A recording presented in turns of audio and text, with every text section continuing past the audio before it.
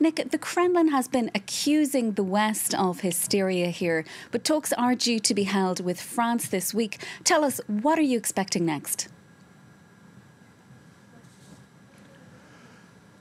For the moment, it seems to still be a war of words. The Kremlin spokesman today has said that the US is escalating tensions. They're very unhappy about this announcement of a possible 8,500 new US troops coming to Eastern Europe. At the same time, the Russians are also carrying out combat-ready inspections of their troops in their southern military district. That is one of the areas that's on the borders with Ukraine. Those talks later this week between French President Emmanuel Macron and Russian President Vladimir Putin show that talks are still going on. They're still trying to find a solution. But at the same time, both sides are doing things which makes the other side react. So the Russians put warships out on exercises in the Baltic or announce naval exercises off the southwest coast of Ireland, as they did yesterday. And the West reacts. The Europeans send more military hardware to NATO states bordering Ukraine, to the Baltics, for example, Bulgaria, etc. The Americans say they'll send more troops in, and the Russians react reciprocally. So we have a war of words at the same time that there is still intense diplomacy going on. It is quite clear that despite the harsh rhetoric coming from the Kremlin, the Russians still want to find a diplomatic solution. I'm hearing from sources that there is confusion in the Kremlin, that Putin sometimes, he likes to project this image of the strong man, but actually he doesn't really quite know what to do. It would seem sensible if both sides could back off a bit, but at the moment both sides have painted themselves into a corner where on the American side in particular, they're putting up Ukraine as this country that needs to be defended, poor little Ukraine, that kind of line. And the Russian line is we actually want to renegotiate the security settlement in Europe 30 years after the collapse of the Soviet Union. That's not an unreasonable demand, although they have put some unreasonable demands on the table, such as no more NATO eastward expansion. That goes back to promises they claim they were made back in the 90s by the Americans. So we still have this picture of a lot of tension in the air, a lot of war talk, and some really, really fervent diplomacy going on in the background, including, as we've just said, that telephone call coming up later this week between Macron and Putin. Yeah, war of words, as you say, Nick. But how might all of this affect ordinary people in Russia? Is there any concern at all that these tensions could lead to further sanctions being imposed?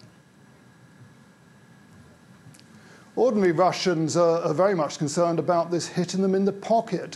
It's already done that. Yesterday, the Russian stock market fell by 9%. The ruble is down against the dollar, the euro and the pound and other currencies to levels last seen well over a year ago at the height of the first wave of the pandemic. There's even talk, I hear, that the central bank may consider a redenomination of the ruble. That was last done in January 1998, nearly a quarter of a century ago, when they lopped 3 zeros off the ruble. So 1,000 rubles, old ruble, suddenly became one new ruble. Those kind of actions, fairly extreme by a central bank, can protect a domestic economy, but they're not popular with local people. Back then in 98, taxi drivers suddenly started demanding dollar bills for payment for a ride rather than the new rubles, which they didn't trust. The other thing that could happen, of course, is the sanctions that have been discussed. Nothing specific yet, but possible things include taking Russia out of the international SWIFT banking system, which is the system of financial transfers around the world. They've only ever done that to Iran in the past, and if they did that to Russia, it would hit this country hard. 40% of its revenues rely upon gas and oil sales, and the international profits from them would be stopped. They wouldn't be able to access them if they were out of the SWIFT system. Now, that's a hard sell to many involved because it would hurt the American economy, the German economy, for example. Another thing the Americans could do alone is stop Russia having access to the international dollar clearing system.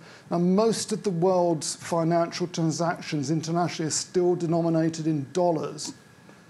that would hurt the Russians. That would hit ordinary Russians in the pocket. They wouldn't be able to buy things online. They wouldn't be able to do normal transactions. Businesses would suffer. There's also talk potentially of export controls to stop Russia having access to things they need to build, passenger jet liners, mobile telephones, and military hardware.